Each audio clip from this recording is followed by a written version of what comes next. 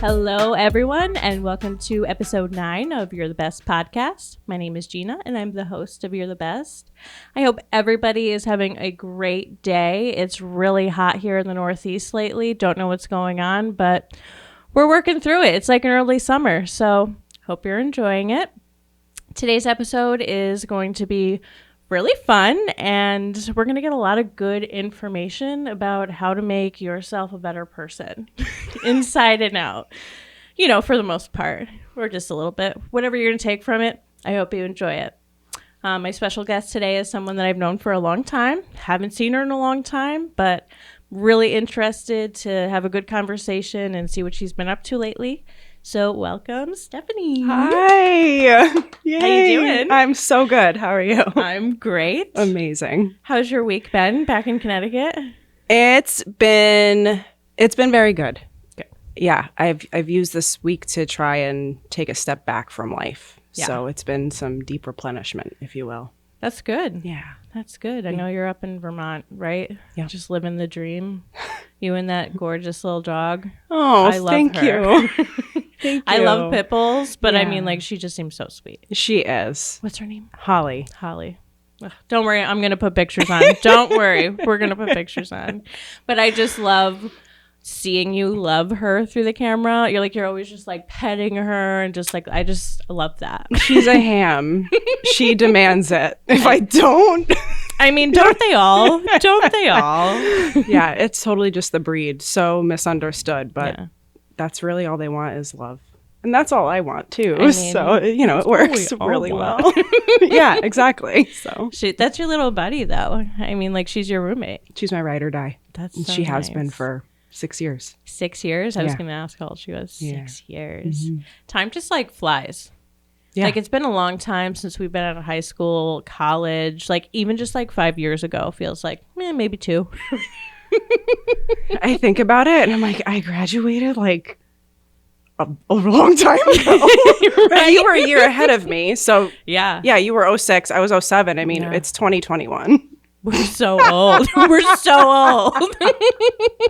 But it's okay. We're thriving. At least in our era, we still look young. Our parents look real old in their 30s. I feel with the hair and everything, it just made them look so old. They had houses, families. Everybody did. It was weird if you didn't, I feel like. It's definitely a strange shift for Yeah. sure. It's crazy. Yeah, that's okay. I'm happy about that. Honestly. I mean, honestly, we're doing what we got to do. Yeah. I do want to start off every podcast with a gratitude section. Is there something that you're grateful for today or every day? You could take a second. It's fine. So, I mean, undeniably grateful for, I think, probably things that most people are grateful for, friends, family. But I saw really interesting, I think it was TikTok a few weeks ago, that put something into perspective for me. And it just really resonated. And the person in the video was saying, make a list of everything that you love in your life or everything that you're grateful for in your life. And he goes through a bunch of stuff and then he stops the video and he goes, how far down the list do we have to go before you name yourself? Wow. And, some self-love and obviously, because I'm into nutrition Yeah. and, promote healthy living. I mean, truly self-love and value is such a core component of what I do for myself and for my people. So the answer to that question is I am so grateful for this body and myself and my health, truthfully. That's great. Because I think that always comes first and everything else, that's what you radiate. And then everything that, is meant to be yours in your life, that you vibrate that and it the energy comes back, Yeah. That's so beautiful. I think we should all love ourselves. I think Yeah. that's really important. I don't know. I think that the world would be a lot different today if people had that as their first priority, showing up for yourself. Yeah. A lot of people get lost in that, especially parents like myself. Over the past couple of years, definitely lost myself a couple times, not just once, just a bunch. So Sure. Well, you're taking care of another human. I know. So, But that is a great gratitude. something also- to remember sometimes, right? Shout out to TikTok, man. Shout out to TikTok. Also, Like, they have entertaining videos, but things like that, that's why I also keep going through it, because that's huge. There are some I showstoppers. definitely wouldn't have listed myself. I would have listed every other thing in the world except for... I didn't. Well... Yeah. Thank you. Because You're that's like teaching me something. To actually, my gratitude is actually about myself today, because I just graduated my associate's degree today, actually. Yes. We did our little ceremony at school. So I'm just grateful for myself sticking it through. It only took me 15 years to get my associate's degree. And I know some people will probably be like, so what? But like, for me, it's an accomplishment. So yeah, I'm thankful for myself today, too. I'm so proud of you. Thank you. You're welcome. Congratulations. What good gratitudes. Like, I didn't even, like, when you said that, I was like, yes, this is perfect. It's very aligned, clearly. We're very aligned today. This is beautiful. I also want to mention that we have some new additions to the You're the Best podcast studio. Wine glasses. Yes. Go ahead, show yours off. Go ahead. Like Vanna White. I mean, I have them every time, so I might as well just get official ones. Cheers. So. Cheers. This is my first cheers. I know, I love it. To many more podcasts or many more glasses of wine. Either way. Both. Either way, I'm happy. Thank God. I'm also grateful for wine. Yes. All of my guests are. All of my guests are, and I really appreciate that. It's so funny because I feel like a couple years ago, I really did not like wine. No? No. It took me, I was a late bloomer with wine. I mean, it doesn't, taste the best in the beginning, especially red. Red is, a very, hard one to get used to. White's okay. Tastes like juice a little bit, but the red. Yeah.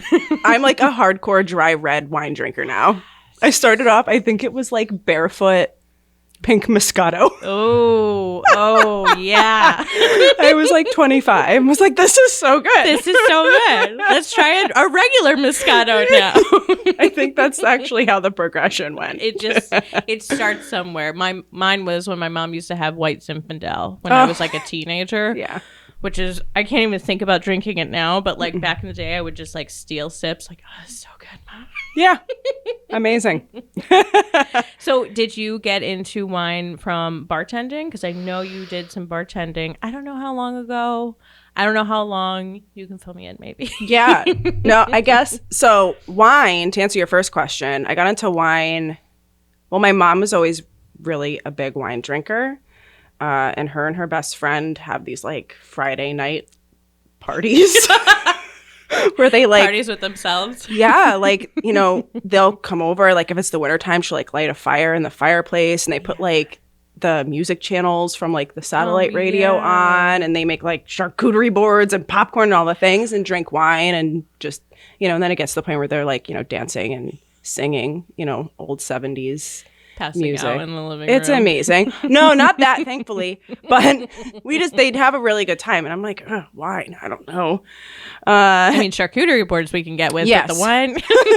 And then somebody left a bottle of pink Moscato at my house after a party. Mm-hmm. And I was like,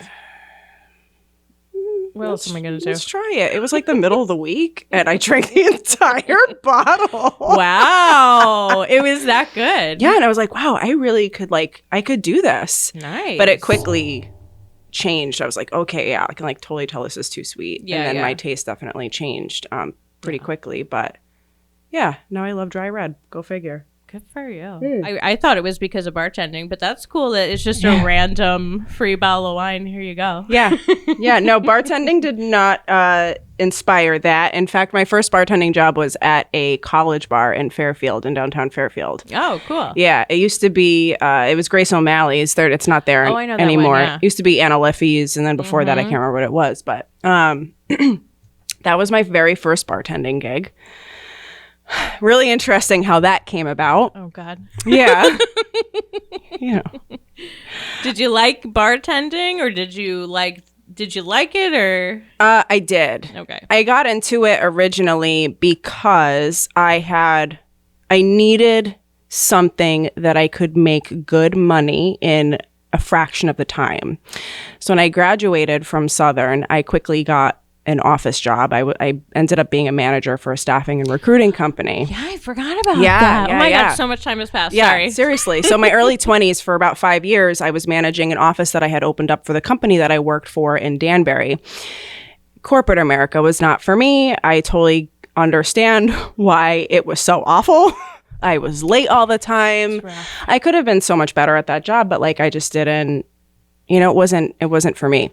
And at that point, I started discovering that nutrition was really what I was passionate about. At that time, I started my own journey kind of simultaneously. Also got sick during this period. So a lot of different, a lot of different things kind of came together.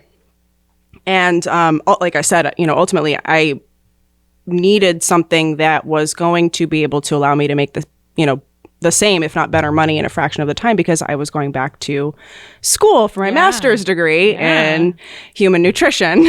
Jeez. So I ended up I was lucky enough to have the owner of the bar there willing to train a complete noob. So, I mean, I guess in a way you could say I took a step back, if you will. I went from... you changed careers.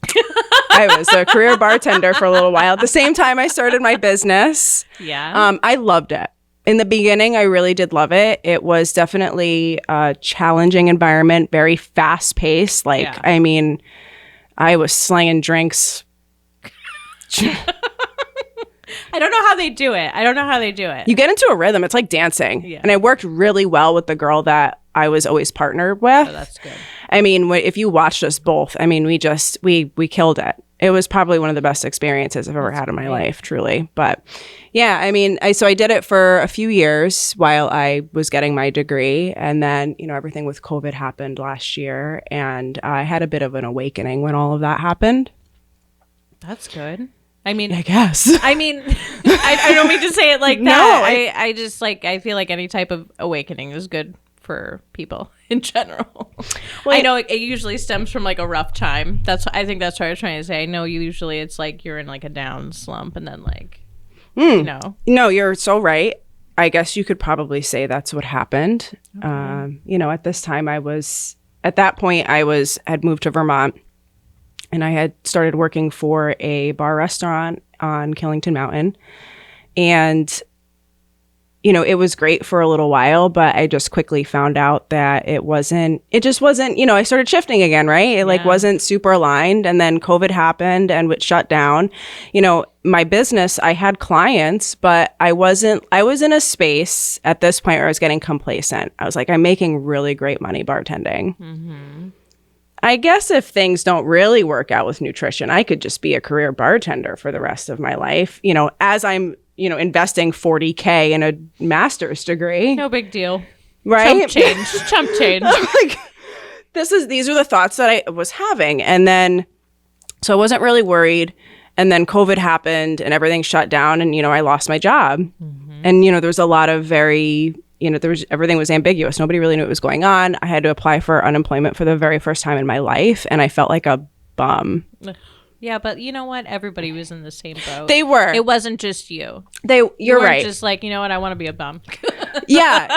No. And it was really stressful. And I know the same thing happened here where it was like there was such a backlog of unemployment that it took 10 weeks for me to get my very first payout, and it's like I have rent, it's like all the things, right? Shit. Yeah, it was a lot. It was a long time. I mean, everything worked out. I knew that everything would be okay. My landlord was amazing about all of it. I mean, she's somebody I'm also very grateful for. She's really amazing. And super understanding about everything. So she was really great about it. But during that time, I was like, I do not like having other people controlling my money. Oh, no. I don't like it. No. And I have this business and I have clients and these clients really love working with me and I love working with them and nutrition is my thing. What am I doing? Yeah, totally. So 2020 became a period of time where I came inward and really truly breathed life back into SM Nutrition, into my business. That's great. Yeah. I know a lot of people have had some awakenings per se. Some were a little bit more rough than others, but it's so nice that COVID was horrible, but COVID was also like a blessing in disguise for a lot of people. Like, had COVID not happened, would you still be bartending? Who knows? Who knows? Would you have dived like fully into it? You know, you don't know. Would I have like really appreciated the time that I spent with my husband home, because we always had opposite schedules and like we're all home. Now I kind of want some more alone time. But I'm just saying the beginning was great. The beginning was great. Yeah. So it's kind of a blessing in disguise. So Yeah. I'm glad that you actually got the time to do that, though. You got the time to focus on that, which was also another positive thing. Yeah. Yeah. I definitely was gifted an opportunity that I don't think a lot of entrepreneurs are, you know, because I was collecting unemployment, you know, during this time. I mean, as soon as everything opened back up, I went back to work. Of course. You know, I wasn't going to, you know, continue, you know, taking advantage of the system. That's just not who I am. So and also, it's like you want to do things the way you want to do things, like 100%. I would have worked the entire time, you know what I mean? But, you know, obviously, whatever. But so as soon as everything opened up in June, I went back. But that summer, or last summer rather, you know, that's really when things started kind of coming into play. And I'm like, how much longer are we going to do this for? You know, and then in August, I said, you know, I just had like this like breakdown. And I was like, by the end of this year, I do not want to be bartending anymore. I want to be able to be supporting myself wholly on my business. Nutrition is my medicine. I want to be working with people. I love working with people, like at whatever capacity that they need nutrition and, you know, mindset mentorship. Like, I am freaking here for it. That's awesome. Yeah, I get so amped. You know, because usually when you work with people, it's like everybody has their own story. So it's like, I just love being a part of that like underdog kind of vibe, right? For people, it's like, you know, it's their rising up. So I was like, I'm like, bartending is just getting in the way at this point. And so actually a month later in January of this past year, I walked away from it. And so I've been good. Yeah. Well, for, you know, nothing's forever, but I mean, nothing is forever. But like, now you're on your own. Yeah. Congrats. Oh, thanks. It's been scary as fuck. Totally understandable. It's totally understandable. It's awful. It's awful. I'm so stressed. It's so scary. It is. But it's working. Yeah. We've had a lot of months since January, you know? I mean. Yeah. Yeah. No, you're so right about that. And I've made a lot of investments into myself and my education. And, you know, now that I'm done with school, I just have to pass this stupid exam that I have to pass. You'll be all done. Yeah. You'll be all done. I'll have that really expensive piece of paper in August, but I can work with people on a level of nutrition that I did not have, you know, 3 years ago when I started my business. Yeah. You know, it is for something. I know we all say for going to school is just a piece of paper, but you do learn things along the way. I mean, a lot of stuff. A lot of stuff. Good or bad, everything you learn along the way. So yeah, that's always good to educate yourself. I'm never downing anybody for doing that. No. So yeah. And what a difference, because it's like you're bartending, you're not really helping them, you're actually like poisoning them. And then you're like, but I just want to help people. So what a different I don't think you're poisoning people, but you know what I mean? Like in a sense, like that's what alcohol is to your body. So I have two things to say to this. One, the Mediterranean diet, which is studied to be one of the healthiest dietary patterns in the entire world, actually recommends a glass of red wine at dinner every night because wine has antioxidants in it. Okay. It's resveratrol. Good. I didn't mean it like that. I just, you know what I meant to say. Oh, it's okay. No, because it's so funny you say that, because when I'm like working, I hear people talk about the crazy shit that they do to themselves through nutrition and diet more often than, you know, maybe we're aware of. Yeah. And I mean, I've heard horror stories, and I don't normally like to give unsolicited advice unless I'm invited to. Yeah. You know, and also, you know, being the bartender, this was the other challenging part about it. People look at you like you're uneducated. Obviously, I'm a bartender. Of course, I'm not, you know, in graduate school. No, you're right? not a lawyer. No. You're not a doctor. No. But you still are educated. So I'm not educated, obviously. And I'm obviously stupid. Obviously. So, of course. So, people don't really expect that. But, if I was offered the opportunity or the invitation to do that, I would say, oh, well, how many people I've had come to the bar and they're like, we're on keto. Drinking alcohol, like 3, 4, 5 drinks. And I'm like, I go, oh, that's okay on your diet? Yeah, because it's clear liquor. Oh, okay. Okay. This is fine. Do you want another drink? I don't argue. At that point. Ugh. Yeah. When you're going to a bar, I feel like you shouldn't be talking about dieting anyways. Like, you're clearly at a bar. That's where you're going to wind down. Don't talk about your diet. Yeah. I mean, listen, I think that there's room for it. Like this week for myself, like I'm currently dieting myself. Yeah. I usually do a calorie deficit phase every year. I call it seasons of nutrition. Our bodies, everybody's always like, oh, I got the extra 5-10 pounds I want to get rid of. And then you lose it. And then it kind of ends up creeping back. You know what I mean? So it's just kind of natural. It just happens. I think it is. Yeah. It happens with animals in the wintertime. They hibernate. But yeah. We kind of do hibernate in the wintertime ourselves. We're not outside all the time. Activity level drops. Yeah. So it's the same thing with like the COVID weight, right? Most people gained weight during COVID, during lockdown, and it's like, I think sometimes they're like, well, you have a couple things going on. You had people that lost their entire routines. You're not getting up in the morning. You're not getting your kids ready anymore. You're not making breakfast for your family. You're not showering. You're not doing any of these things. You're not getting in your car, driving, parking, walking to your office, whatever it is you do. All of this activity has been stifled from your life now. Now you're right. You're getting up. You're staying in your pajamas. You're going to your desk or your laptop and that's it. You're done. And now you have access to all of the food in your pantry that you didn't have when you were at work. So true. So, this imbalance ended up occurring for a lot of people. And ultimately, it's inevitable. It's what, and if you don't really know, then and everyone was like, well, everybody else is doing this right now. So it's okay. So it's just fine. Yeah. It's kind of not, but...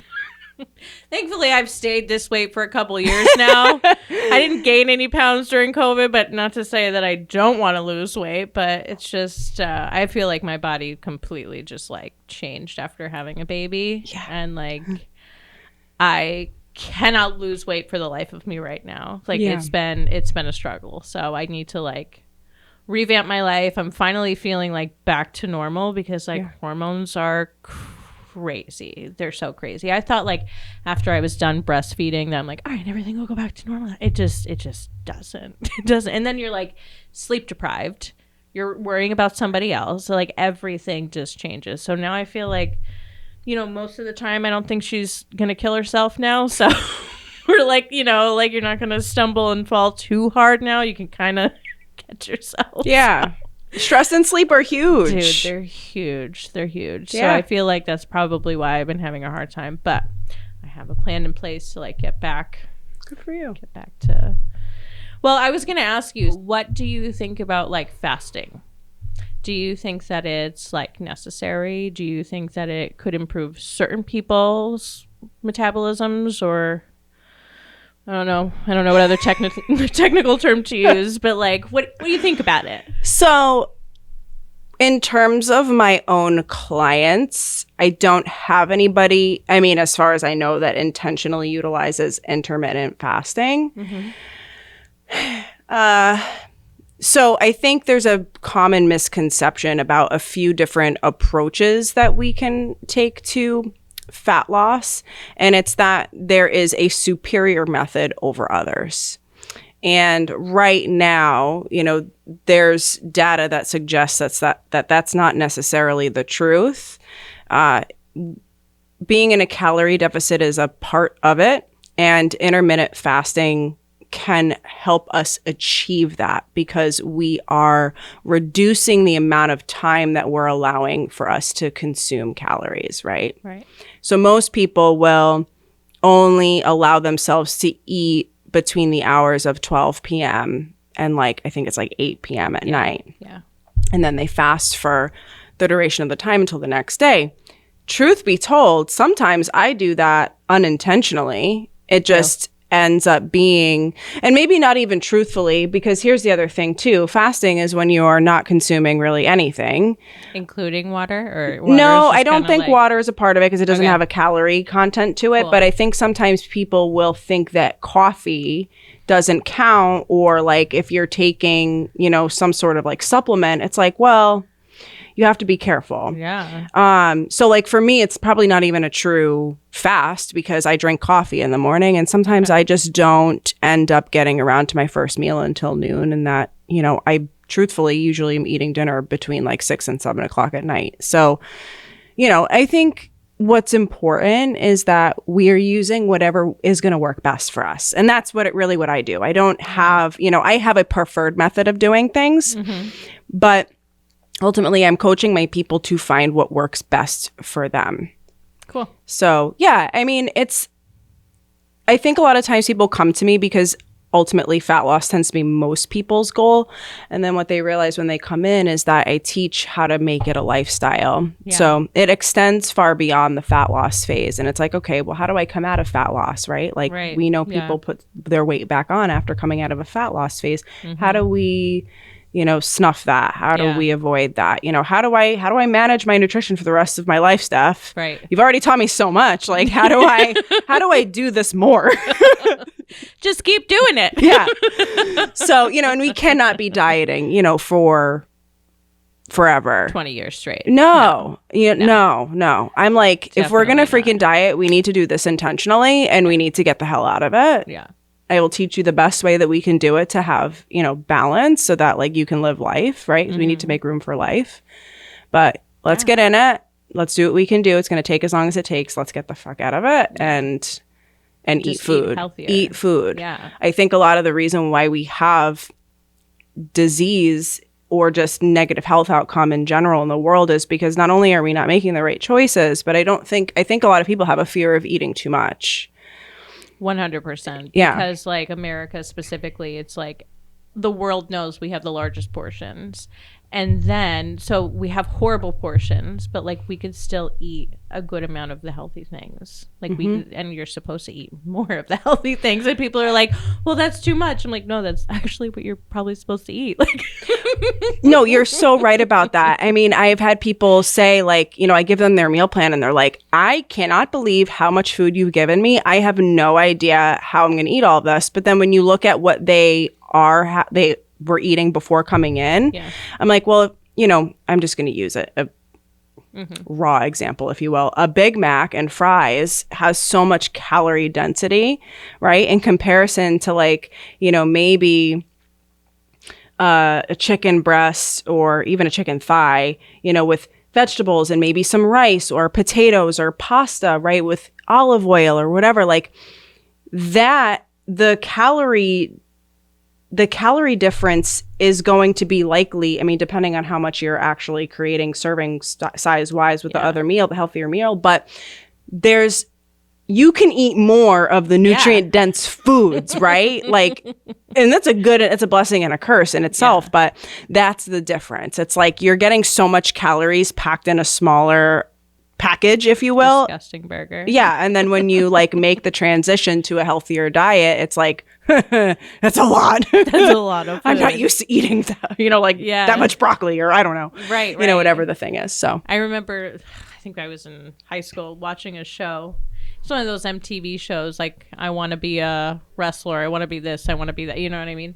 And there was a girl that wanted to be a wrestler, and they're like, okay, here's your diet plan. It was just like a full bag of vegetables. She's like, I can't even finish this. Like, I know this is good for me, but like I can't even finish all this broccoli. It was broccoli. Broccoli, yeah. Boiled chicken and broccoli is like the thing. And so that like changed my perspective. Back then I was like, oh, so like you're supposed to eat massive. That's why I'm never full by vegetables, because I'm probably not eating enough, because it's just like, well, I feel like they process through faster, but like I just feel like, all right, I'm gonna do this portion of vegetables when I probably should do like a little bit more than that. I'd be full a little bit longer, you know, depending on who you ask.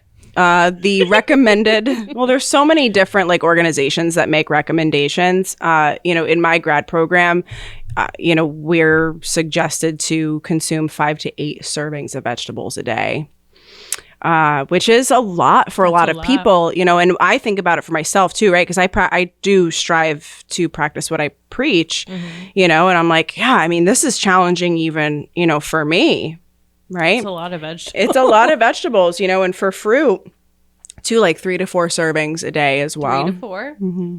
Wow. Yeah. If I eat fruit once a day, I'm like, you're doing good. Right. Well, I mean, sometimes we don't really know, like, what even really freaking constitutes a serving, right? I don't know. Is it 4 strawberries? Is it 17? Well, I don't know. No, you're so right. Because if you, like, search it on Google, it's like... No idea. It's like a strawberry and a half. No, also, one ridiculous. strawberry could be this big, another one could be this big. Right. So, like... Right. Which one is it? And tell me in grams. Tell me how it is in grams, because I know what a gram looks like. I visually know. I know how it feels. Like, I have no idea. What am I going to do? Bust out my scale? You don't have to use your scale. You can use hand measurements. I could. Okay, that's probably better. Yeah. When they're like, how many grams of that did you eat? I'm like, good question. Yeah. Good question. Let me show you next time I eat it. So usually a cup is anywhere between like 100 and like 120 grams of something, but it just depends. It also depends on what it is too, right? Like, I mean, things are more dense than others. Right. So you can use your hands for things. So they say like a serving of protein is equivalent to like the size of your palm, and then your like vegetable servings, this is a cup. A closed fist is a cup. The size of your thumb is a serving of fats.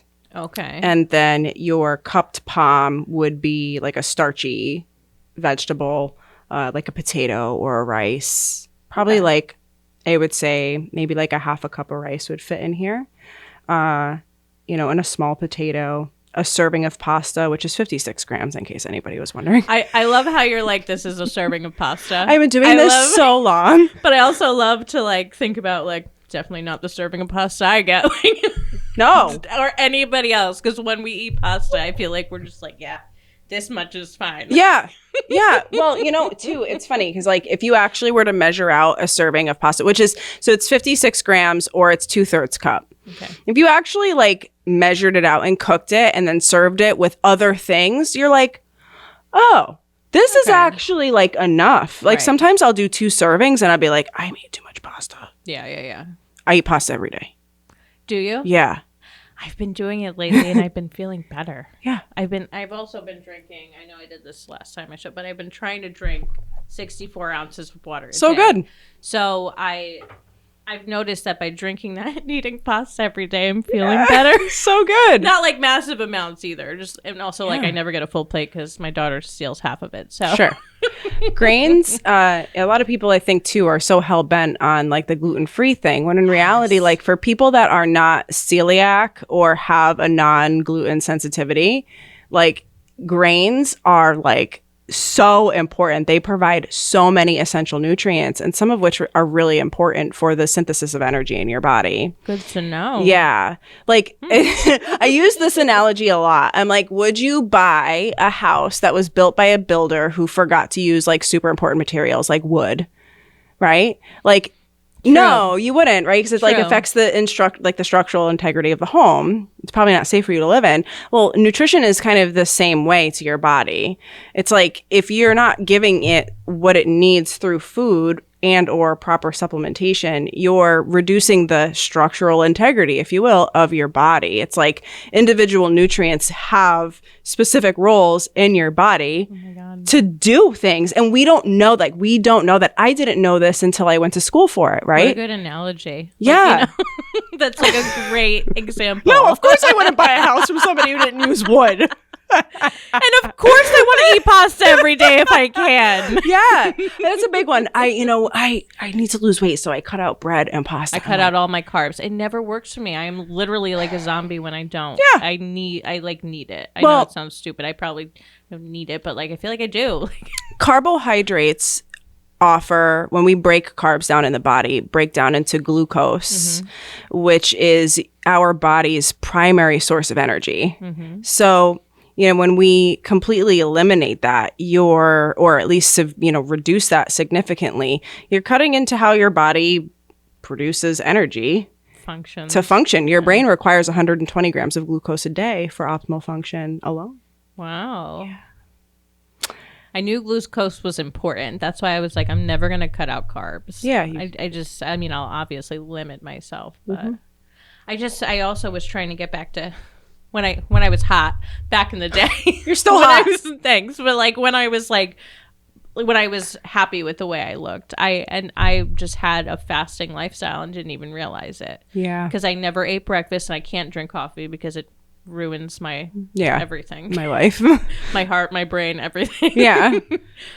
So that's how I lived my life. And I was like, maybe if I go back to that, that's what my body likes. Maybe I just have to like get back to that. And like I've been doing it this past week and I'm like, I'm feeling better. So that's why I was like, that's why I wanted to ask you how you felt about it. I'm like, is this all in my head? Like, does it really work? Like, I don't know. It's not going to make you lose, if your intention is fat loss, it's not going to make you lose fat any faster. But if it makes you feel like you're functioning better, I 100% support that. Yeah. And it definitely curbs my cravings. And I don't know why. Maybe my stomach bacteria is like fixing itself. Because I'm not like, I don't know. I started gaining weight actually when I started eating breakfast, which was really weird. Years ago. I've heard of this.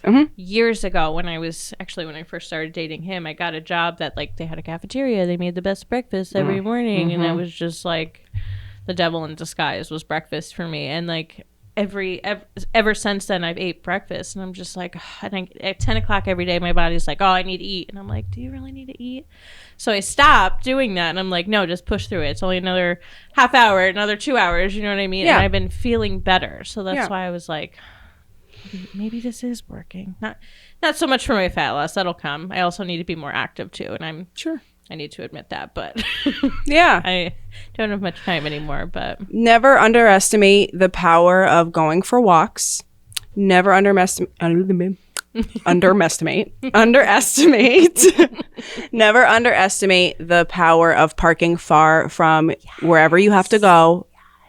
Yeah, like I mean, I park in like the last parking spot across from the grocery store. Yes, I was thinking about that the other day. I was like, I should just start parking far away. Yeah, just so I can totally. Move more. It's a way to get your steps up, right? Like I'm not a step counter. That's not. I did it one time and I can't. Drives me insane. It's just really like, weird. How many did I get today? It's just really weird to me. No. I can't. Yeah, I think people have the same kind of like complaint. Like they'll track steps, but like they don't want to track their food. And like I don't believe that we need to live in a life where we need to always be tracking every morsel of food. So I also don't believe we need to be tracking every freaking step that we take either. Right, we need to be just learning how to coexist. Yeah. Without freaking the hell out about food and movement, which is like two of our most basic skills as human beings. Seriously. No, that's true because I was using that Noom app for a little while. Yeah. I'm like, all right, everybody says that it's a lifestyle change and this app helped them with the lifestyle aspect. I'm like, okay, I'll just track everything I eat. But then I'm like, did I forget to do this? Did I forget to do that? And they're little stupid people that check in. Sorry if people really like this, but like,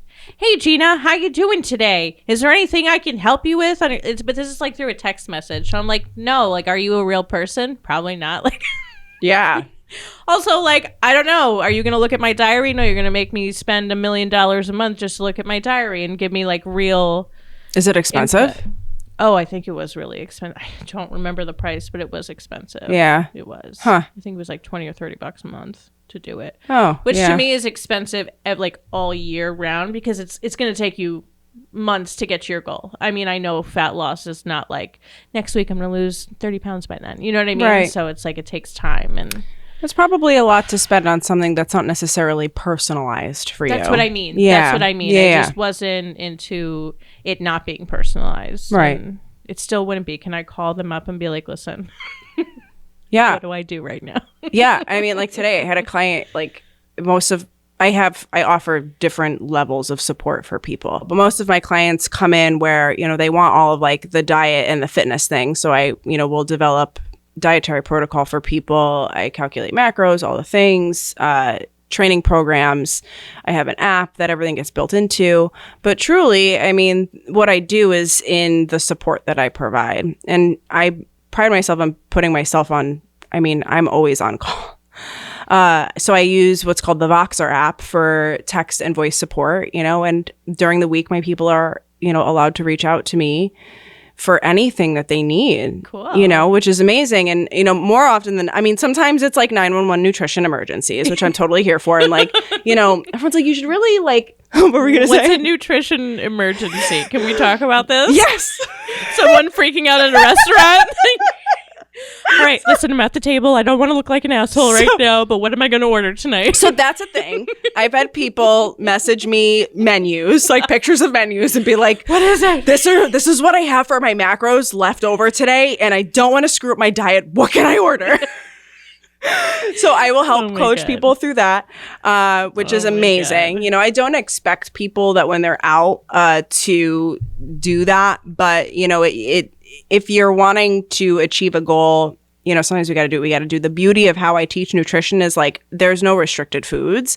I just want to teach you how to be flexible and like kind of have this like almost like give and take or like checks and balances over things, right? And it takes practice. That's the other thing too. Is like it's gonna be challenging in the beginning, but you will get better at it and whatever. So I will help people do that. What's another one? I've had clients reach out to me and be like, I have eaten all of my protein already today. It's 3 p.m. And what do I do tonight for dinner? Because I really want chicken.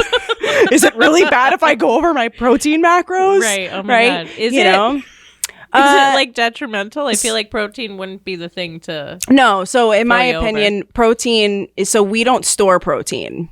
We store carbohydrates and fats. There's no storage form of protein. Good to know. So when we eat protein, so this is also really important for people. Like sometimes, how do I say? So sometimes people get really anal over their macro goals for each day. And it's like, well, I went over carbs like too much by accident today. And I'm like, okay, that's totally fine. Like, if you care enough, because most of the times I'm like, it was a one-time thing. Let's not freak out about it. It's okay. It's not detrimental. No. But people get hung up on scale weight and time frames. And when we get married to those things, it makes the process so motherfucking stressful. Oh, it's horrible. It's horrible. It's awful. And I'm like, well, you have social media to thank for that. If you don't lose 30 pounds in 30 days, were you successful? Oh, right. Right? If you don't have 6-pack abs like I do, did you fucking do the work? I don't know. No. It took me 10 fucking years to get to where I'm at. You know what I mean? It's like, I'm sorry. And there was a lot of fucking fucks up. There was so much fuck up in there. Like, it's not even funny. Right. So, I'm like, listen, we can, if you care enough, we can take away from some, later on down in the week, if it was, 50 grams, let's divide that by how many days are left in the, the week, and let's reduce that there. Right. Yeah. Or we can just move on. Protein, we have to make sure we're hitting every day. It's super important to make sure we're getting enough. Correct. Enough. Okay. A lot of people think that protein is just for people who want to lift weight. But in reality, protein is also super integral for immunity and like supporting the function of other biochemical processes, which is probably the easiest way I can like describe that. Yeah. But there are structures in of our cells and in our body that are made from protein. And so if we don't have them, so like, for example, thyroid hormone is actually is from an amino acid that we synthesize in the body from other amino acids, which come from protein, right? So if a lot of times people, like they've found that people who suffer from like anxiety and depression oftentimes have deficiencies in certain amino acids. We can do testing to see if people are deficient in certain amino acids.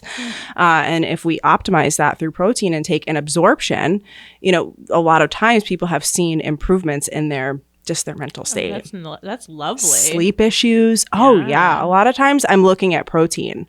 That's where this degree kind of came into play, because I'm like, okay, now I can kind of troubleshoot with what's people, going on, like what's yeah. going on, right? Yeah. How much are you sleeping? What are you eating? I'm sure you would ask people to make a journal of what they eat in the beginning. Like, just tell me like what you're eating at least, and like go from there. Yeah. Right. I would assume my app syncs with my MyFitnessPal or Fitbit. And okay, Apple cool. Watch too.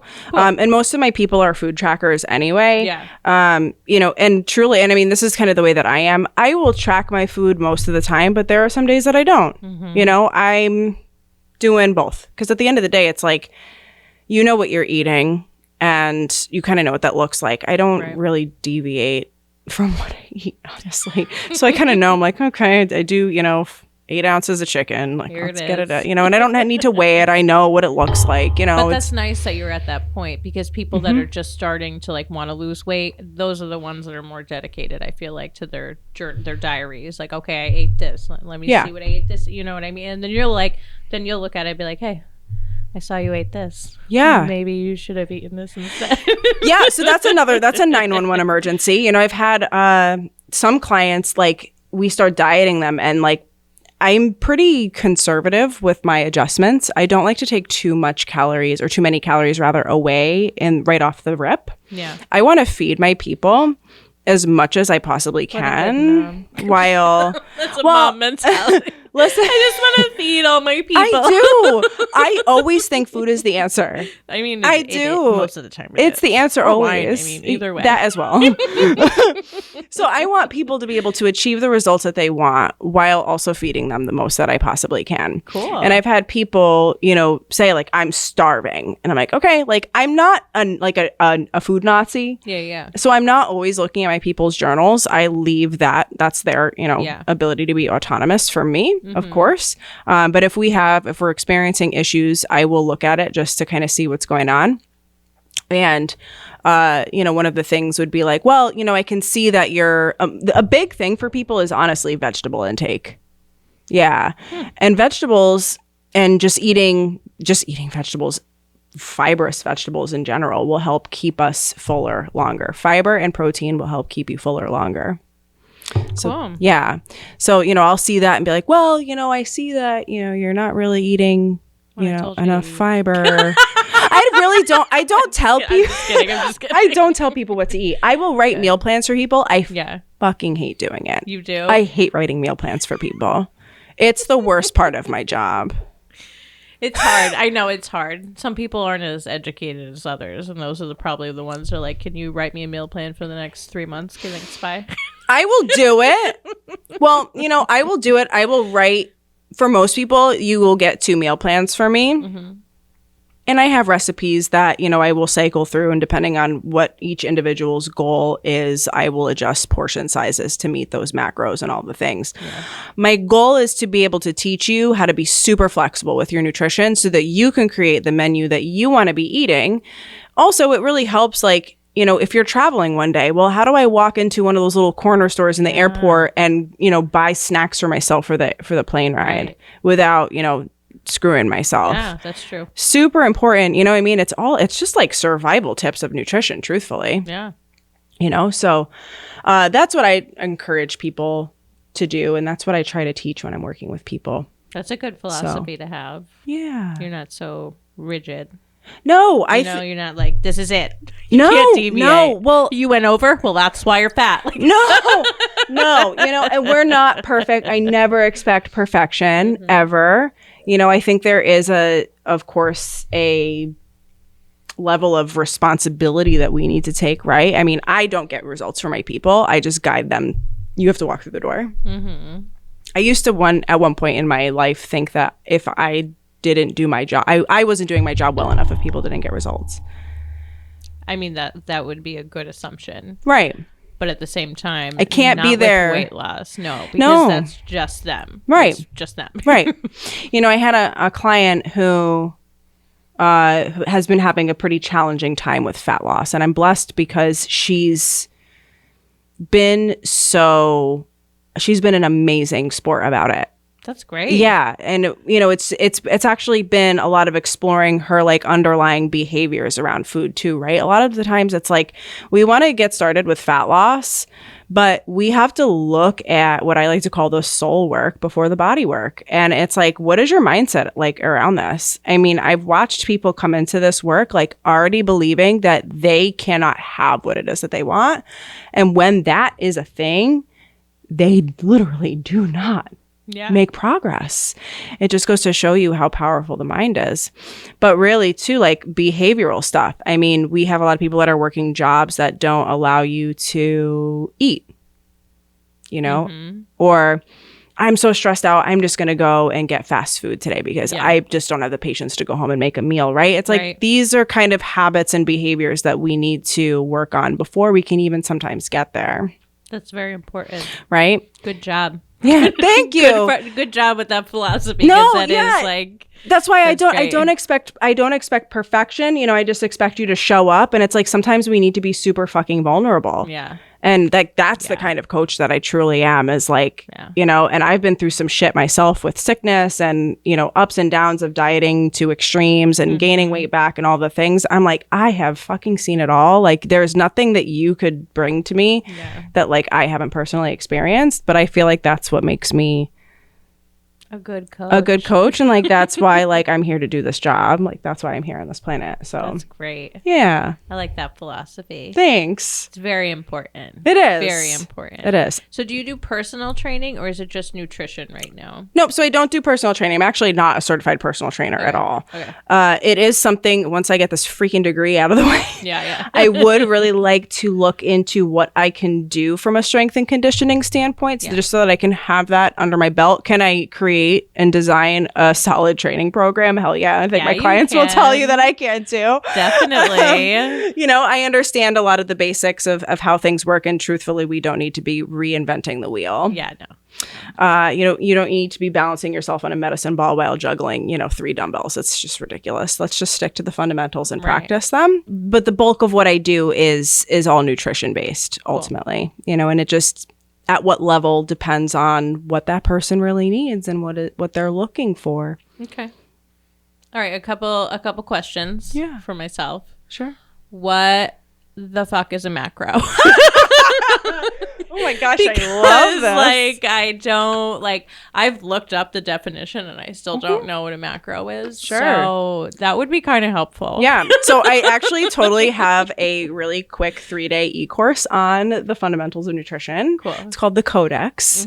And it teaches you all of the things having to do with energy balance, calories, and macros. I think it's truly the fundamental information that most people need in life. I think that if people actually understood how this stuff worked and pertained to them, like that maybe more people would care. I don't know. For sure. A macronutrient is a protein, a carbohydrate, or a fat. And fun fact, alcohol is actually a macronutrient as well.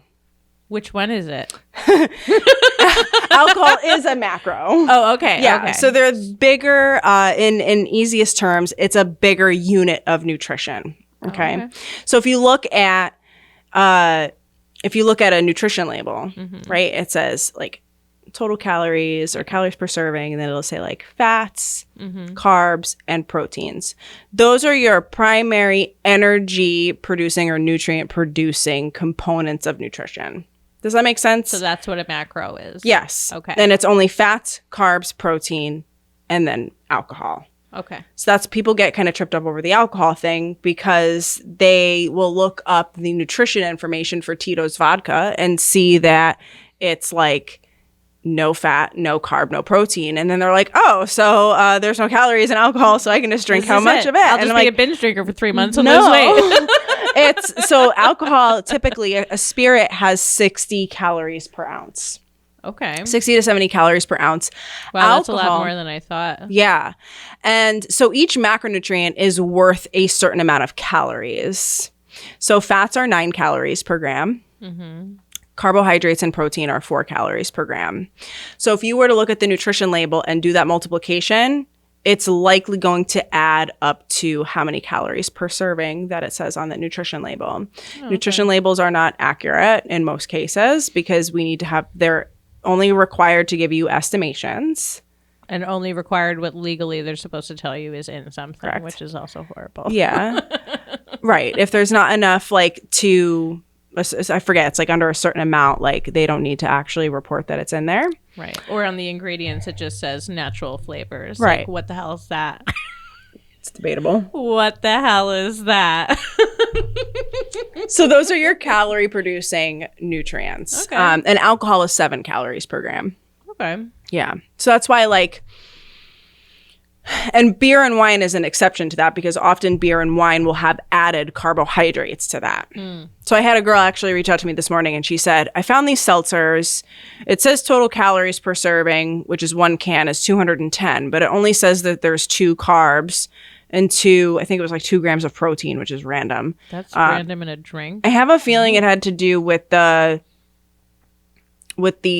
there's probably artificial sweetener in it and phenylalanine, which is a amino acid, is technically comes from protein. I'm assuming that's I don't know, but I'm assuming like, that's what that is. Now, so I'm assuming that's what it is too. I'm assuming. I didn't dig too deep into it, but she was like, I don't get it because 2 times 4 is 8, and then 2 times 4 is 8, so that's only 16 calorie stuff. It's 210, and I'm like, well, alcohol. Here we go. You're probably just better off sticking to White Claw or a Bud Light seltzer. I don't know about this guy here. That's a lot of calories for a seltzer. Usually seltzers don't have like any calories in them. Well, at least the things I drink. It's 100. I think it's 100 calories per seltzer. Yeah, I'm pretty sure White Claw is 100. I used to, like 7 or 8 years ago, I started mixing all my alcohol with seltzer, and then I was getting a really bad headache after a while. But but I was like, and then all of a sudden all these like White Claw things came out a couple of years after, and he's like, oh, you started a trend. I'm like, do you think I'm the only person in the world that's ever done this? Flavored like polar seltzers? No, that's what I used to bring to parties. With alcohol in them? Are you kidding me? Tito's and like the coconut freaking seltzer, polar seltzer. The coconut one's good with mixing. So good. Yeah. Memories. I know. But I mean, like, so I thought I was healthier doing that, but then I was just like, wine is just so much better. And I also think that a lot of my problem in life is that I'm dehydrated. And I can definitely admit that sometimes I would only drink like this much water a day, and I feel like that was fine for me. So that's why I feel like I'm feeling better, because I'm drinking more water. Trying to move more, even though I move all the time with her, but and that all counts. Yeah something. So important to set smaller goals sometimes than bigger ones. I think we forget sometimes, like, there is a destination. We should learn how to enjoy how we're getting there, and to also have compassion for ourselves and patience and grace. You do so much. You're a mom. I know. It's just real hard to have sometimes, especially when she's screaming. I know. I can't imagine. Because usually all of that starts happening, and then she starts screaming, and then just ruins the thought process. But it's okay. I love her. So lately, when the summertime comes, I drink beer more. And I'm just like, well, I guess I'll have 2 beers instead of a meal. How horrible is that? How horrible is that in the grand scheme of things? I understand the method to your madness. I just want to drink some beer. It's hot out. Always get your protein in. I know. I think that's really what it is. Yeah. Protein is so important. Yeah. When we, if I have a client that's wanting to, or even for myself, really, if I'm wanting to fit in alcohol, I always make sure I hit my protein goal. Because remember, we don't store it. Yeah. And so, not only is it important for people that are, doing rigorous activity, but any activity really. It's not just, lifting weight at the gym. If you're active in general, you're breaking down your tissue and you need to repair that. And then there's other structures in your body that need it as well. So, and of course, protein requirements are different for everybody depending on that level of activity. So let's just make it that much more fucking complicated if you fucking will. It's fine. No big deal. No big deal. I always recommend, like, let's sub out, if you're wanting to do this, let's sub out alcohol for some fats and carbs today. Like, let's let's reduce the amount maybe that we're consuming during the day. I know there's coaches that don't agree with that, but I think that there's a time and a place where we do care, and I think there's a time and a place where we don't. Yeah. Right? Yeah. I mean, it's not every day that I do that. It's usually on the weekends. Hit your protein. I don't want to do anything except for sit on my patio and drink and drink and some enjoy beer all night. Yeah. Hit your protein. Okay. Yeah. Good to know. Mm-hmm. So I tend to have I guess people call it salt tooth. Like I love eating salty things. Yeah.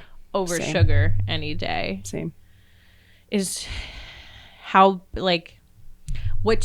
how do you feel about sugars? Do you think they're the devil? Sugar? Yeah. I don't. Okay. Artificial sugars like candies and all that obviously are horrible, but I've also been scared to eat a lot of fruit because I was told that a sugar is a sugar. Mm-hmm. Like no matter if it's a candy bar or a piece of fruit. And I was like, so good. I love this. Hold on. So I'm so glad you're getting excited for this. I do. These are the questions I've had over years. Oh my gosh. So I'm like, but it is not the same thing. But then they're like, but your body processes it the same way. And I'm like, you're lying. I don't believe you. No, they're not. So how horrible. Okay. No, they're not lying. Your body processes it the same way ultimately. Yeah. Doesn't matter what type of sugar. I use this. No. So a carbohydrate is a fancy word for sugar. Mm-hmm. When we break it down, so a carbohydrate is just a chain of sugars. Okay. Mm-hmm. Depending on what kind of carbohydrate it is. Of course, I'm sure you probably have heard of the term simple sugar, mm-hmm. right? Versus a potato, which is going to be more of a denser carbohydrate. It's actually called what's a polysaccharide. Mm-hmm. Okay, we have monosaccharide, which is single sugar. We have disaccharide, which is two sugars together. Mm-hmm. And then we have polysaccharide, which is, I believe it's like 3 or 4 or more. Sorry, I have to check my textbook. It's like 3 or 4 chains or more. And polysaccharides like potatoes or, denser carbohydrate structures like that are actually a super ton, right? Yeah. So... Oh, no, that's fine. Okay. Don't worry about it. We're talking now, so it'll be Yeah, okay.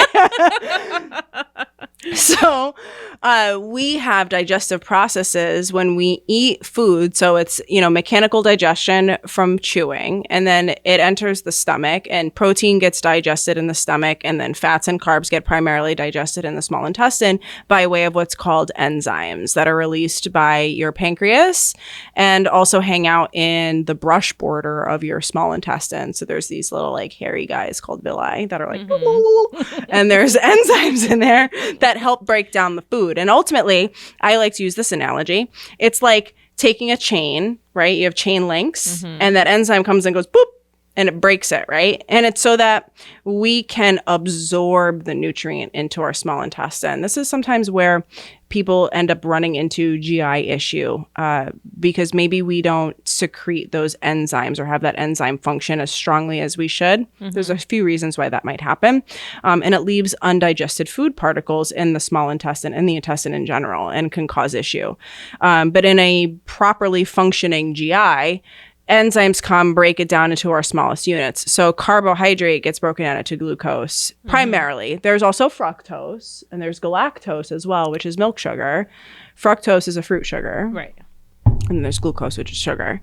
And so when we have those broken down into individual sugars, the intestine can then allow it to pass through. It's water soluble, so it will pass through the cells. And then the body can utilize it. It goes through the blood. It's called the portal vein, and goes through the liver, and blah, blah, blah, and ultimately ends up getting utilized by the body, gets shuttled by insulin to wherever it needs to go cellular wise to create energy or whatever it's being used for. It also can get stored in the muscle or the liver as glycogen. So ultimately, a donut and a cup of rice are going to get broken down into glucose. So this is why flexible dieting works. Flexible dieting is an approach where we focus on our macronutrient allotment to achieve whatever goal it is that we're trying to achieve, not necessarily by the restriction of food, but understanding the boundaries that we need to stay within depending on our individual macronutrient calorie goals. Cool. Does that make sense? Yeah. Right. No, that was really good. Yeah. That was So really let's good. say, This is my bio class all over again. throwing out let's say hypothetically speaking, we have you in a calorie deficit at 1,800 calories and, we have your macros. If you wanted to include a Hershey bar or something like that, or half of one or whatever every day, if you stay within your macros and we do all the other things that we need to do, like, focus on activity and make sure you're getting good sleep and managing stress and, managing digestion, all these things, you will lose weight. Your body doesn't go, oh, that's a Hershey bar and I'm going to get fat because of that. Yeah. That's not what happens. The only time that happens is when we are consistently eating what's called a calorie surplus. It's when we're consuming more calories than we burn through activity. Cool. Yeah. So it does break it down the same way. It's just the same. Yeah. I'm probably eating more of like the candy bar than I would of like strawberries or something like that. Don't be afraid of fruit. Yeah. Fruit is so amazing. It's nature's candy. Well, I hear on the Weight Watchers one, they were always like vegetables and fruits are like you can unlimited, like you can have as much as you want. But it's probably for people that were eating horrible anyways, so it's probably not enough. But realistically, fruit in the grand scheme of things, a cup of strawberries or a cup of raspberries or whatever, in comparison to a bag of Skittles, is going to have less calories than the bag of Skittles. Right.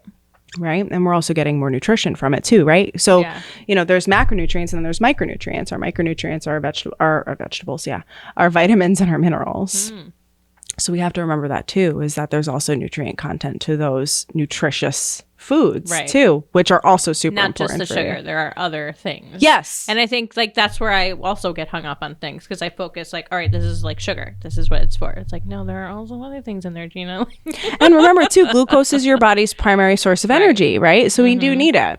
Your body can run off of fat too. It does it in certain scenarios. It's like the keto diet, right? Like that's how they function, which I have never been able to do. I tried to do it and it's just like, it's horrible. I don't want a fatty liver either. I'm like terrified of that. Like I am terrified of having any more fat in my body than I need, whether it's in my organs or in my tissues. Yeah, no, and it's amazing. I'm actually super stoked that you know what a fatty liver is. It sounds someone that we went to school with ended up getting one because they were eating awful. Yeah. Like bacon, steak, like all day, every day. And it's like, no, you can't do that. Non-alcoholic fatty liver disease is a manifestation of metabolic syndrome, which is defined. Whoa. Yeah. What's So that? metabolic syndrome is defined by certain criteria.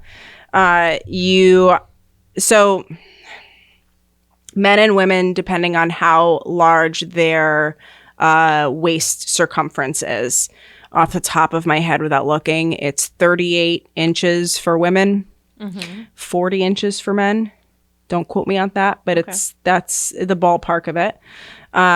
Or having an obese or overweight BMI, which you can go into Google and search BMI calculator and plug in your stats and figure that out. Do you want to have a real good day? Go ahead. Check your BMI. Check it. Listen, BMI. Because I get morbidly obese on it, so I don't even know what the BMI for these 600-pound life people are. BMI. I thought that was morbidly obese, and I guess it's not. It's this, it is. which is like, which is horrible. Because like, if you want to try to empower somebody, we need to give new names to these, to these tiers of BMI. Class 1, class 2, and class 3. Jesus, I'm just kidding. Christ, oh my God. Like, because once you get in your head, like you said, like the psychology of everything, it's like, I know I'm not morbidly obese. I know I'm doing what I need to do in life. And I know, like, sure, I need to lose some weight, but like, I do not put myself in that category. But like in my mind, it just sticks there. You can't get it out. You can't get it out. I would encourage you and others that are challenged with that. One, BMI isn't always accurate. I'll say that. Okay. It does not take body composition into account. Right. Body types. Been plenty of times in my journey where I've been considered overweight. And it's because of, I do lift. Overweight. I've been, I lift weights. So, it just takes, it doesn't consider your body composition. So a lot of people that are very muscle bound will actually be considered overweight. Yeah. I actually got classified by my health insurance company as overweight. Yeah. Okay, so just a little, Just FYI. just a little FYI. Steph is not. She's never been overweight, in my opinion. I have. I mean, I have. That's really what stimulated the whole thing. But maybe that's another story. But for another even podcast. then, like, no. But like, I can't imagine after that, after you were healthy, Mm-hmm. to ever have classified yourself as overweight. That's absolutely ridiculous. So My- I think it's just. It's Yeah. hard. I don't know. I think what's important to know is that we are in control always. We forget that. Yeah. We are quite literally, I mean, if you're into manifestation, you do create your life, but you control your body. We look at other things that control us, like food controls me. The criteria of the BMI controls me. No. You have the power to change that, and it doesn't have to suck. Yeah. Right? We can learn how to make this so enjoyable and so deeply fulfilling if we want to. Right? That's right. Yeah, That's right. we always have to look. We have to look for the silver lining. Definitely. It's like I may not be super stoked about where I am right now, but like I know that I have the power to get myself there. And I think when we open our hearts and our minds and our souls to a desire, that it's automatically yours, and you will be gifted the resources and the support that you need in order to get there. I do truly believe that, and yeah, so that would be my advice for people that might be struggling with that, is like, let's reframe that for a second. Yeah. Yeah, It's definitely. not who you are. No, definitely not. And I never thought it was like when I liked the way I looked, I would always be obese, and I'm like, I just know I'm not. I'm hot. I'm fine. Like, I look good. I have boobs and a big butt. I have a husband and a child. Okay, so I'm okay. Also, like, the BMI doesn't take into account that like my breast tissue is more than other people's. So is my ass tissue or muscle, whatever it is. Like, some people have bigger attributes. Like, I don't know. Some cultures, historically, women's bodies for their curviness have been honored for that voluptuousness, if you will. That's what I thought. Yeah. But when we were in middle school, high school, it wasn't about that. It was about being skinny with the low-rise jeans that I was never able to wear because my ass was always too big. Like, My ass always came out when you sat down. that's what I'm saying. So it was always horrible to wear that. So, you and wear now- underwear. And now everyone's embracing it. I was like, damn it, I grew up in the wrong time.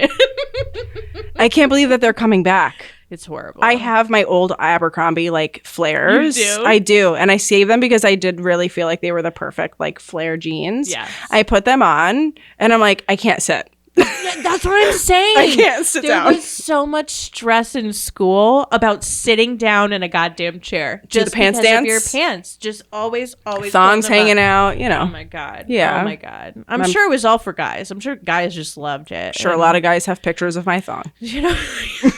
That's fine. Also in high school, I think we were all just wild. So I try to forget those years, truthfully. they were fun, but a lot of the times I'm like, what the hell was wrong with you?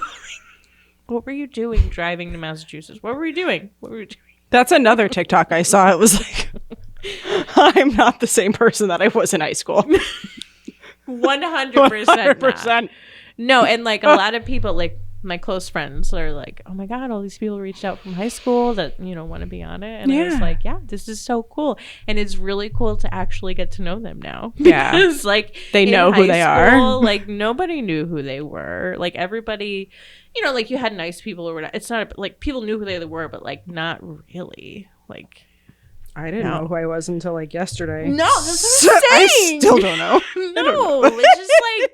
No, and they were like, we were also concerned with like things that are not important now. You know what I mean? Like how we look, if this person thinks we're cool, if this guy notices me, like I could care less. Like even if I were single, I still wouldn't care. I feel like at this point, I don't know. We're just different. So it's been really nice to like get to know people now. Yeah. More, Totally. Because real people. Yeah. And actually get to know who people are. Yeah, for real. So is it bodybuilding what you used to do? I don't know the technical term for what you did. Yeah. Yeah. So that was like the gateway drug to all of this for me. So yes, in short term, yes, bodybuilding, if you will. But I used to compete as a bikini competitor. Okay. I had gained a significant amount of weight after college. It happened to me after college. Yeah. Because you were an adult, you could do whatever you want. You weren't restricted by school. I didn't know anything about my life. Like, I didn't know anything about nutrition. So during college, I commuted back and forth to Southern. And during that time, I was so consumed with growing my career as a manager in retail. I really loved retail. And for the last year of my bachelor's degree, I was the store manager of Zoomies in the Trumbull Mall. Oh, yeah. I remember that. Yeah. Oh, cool. Really fun times. But, working 50 plus hours a week, plus you're walking everywhere in college, right? You're walking across campus. I mean, I used to commute, so I used to have to walk all the way up from whatever hell. Southern was horrible with parking. Oh, my God. So, I walked freaking everywhere. I was very skinny, and I didn't know anything about nutrition. I never cooked my own food. Food for me was, what am I going to get from the food court today? So I was eating. Easy. It's right there. Like, you're tired. Yeah. I was eating hours a week. Fuck that. It was a lot. I don't know how I look back on that. They offered me the position. My regional manager offered me the job. I remember where I was like in the back storeroom, which was like a hole. And she's like, yeah, we're promoting so-and-so, the store manager at the time, to another store, and we want to give it to you. Because I was the first assistant at that time. And I was like, okay. How the fuck am I going to make this work? Was like it a good Mondays, pay at least? No, it wasn't. It was like $14.13 an hour for a management position. Oh my God. And it was so not, I mean, if I was more, I probably would have been worth it to stay, but it was like it ended up turning out to be a fucking cult. Sorry, Zoomies. No. If you still are the same way. Sorry, like, it was like that story. Oh my God. Like, it was the amount of like, just commitment that they required from their SMs was insane. And I'm like, you know what? Like, cool, you send me to Colorado every year to celebrate, whatever the fuck you want. But like, it wasn't worth it. No, like, not. you're going to Long Island for the next 5 days, just FYI. Oh, you had to go to training, too. Like, yeah, they would oh my God, it was insane. It was just fucking, it was awful. I'm like trying to do school. It was ridiculous. That's ridiculous. It was the point. So you have to work a certain amount of hours to be an SM because you're salary. I'm pretty sure I was salaried for a certain amount of time. And then after that, I was hourly, if I'm remembering properly, whatever. But on Mondays and Wednesdays, I had a class at 4 p.m.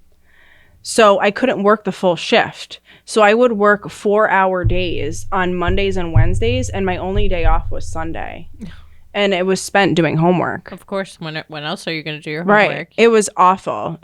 But we did it. We fucking pulled it off. I had an amazing team who had my fucking back. And you graduated. So I graduated. I didn't know what the fuck I was doing. I was like 21, 22 years old. It was a disaster. Like smoking pot in the fucking bathroom. I mean, it was we were so cool. Loved those days. It was way more fun smoking weed when we were younger than it is now. I'm all set now. Really. That's too much anxiety now. Wine is great. This is it. I'm all set. I know how I'm going to feel after I drink this. 100% because weed is crazy these days. Yeah, I'm all set. So after I left Zoomies, I got a corporate job working in staffing. And so, I went from running around a store for, forever to sitting at a desk for 9 hours a day and still not, of course, knowing how to eat. And so I would just go down to the cafeteria in the corporate office that I worked at, and I just had deplorable eating habits. I smoked like a pack of cigarettes a day. I was drinking a ton.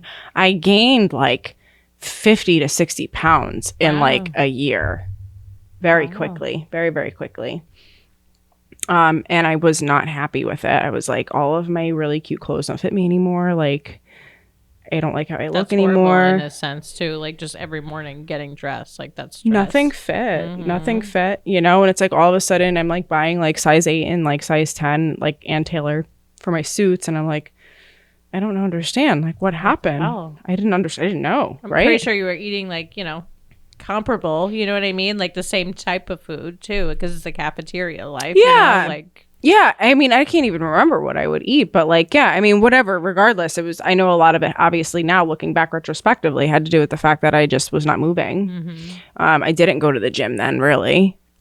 So I took it into my own hands and I bought a couple books and, I was able to kind of start chipping away at it a little bit. Again, still not really fully understanding anything. And then, Instagram at that point, we're talking about like 2012 timeframe. Yeah. Instagram really became a thing. Mm-hmm. And I'm on Instagram and I see these bikini competitors, these women on stage and they're tan and they're shredded and they have these beautiful bikinis. And I'm like, I want to do that. That's it. And I think there was somebody from school who did it too. And I can't remember what her name is, but. Ooh, I don't know anybody else. That's cool. What is her name? I don't remember. Anyway, and I'm like, I want to do this so bad. And, like I said, we keep our heart and our minds open and anything is possible. And I ended up it was just a funny kind of chain of events, ended up meeting the coach who actually brought me through all of my shows. And, 4 years later, I won my pro card as a WBFF bikini competitor. Nice. Yeah. Congrats. Thank you. Let's look at some pictures. Oh, boy. I had some sent with my phone.